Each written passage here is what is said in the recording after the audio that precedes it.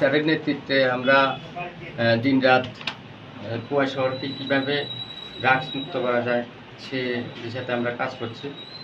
তো আমরা সে ইয়েতে সাফিসিয়েন্ট স্টাফ আপনারা সবাই জানেন ডেভেলপার আছে সব জায়গাতে কুয়ায় এবং কুয়ায় আশপাশ অঞ্চলে। তো আমাদের কাছে আজকে দুপুরে একটা খবর আসে যে রামচন্দ্রঘাট সুশঙ্কর আচার্যি ওরফে টিঙ্কু ওর বাড়িতে প্রচুর পরিমাণ ড্রাগস মজুত রাখা আছে। তো আমরা সেই খবরের ভিত্তিতে আমরা সেখানে যাই এবং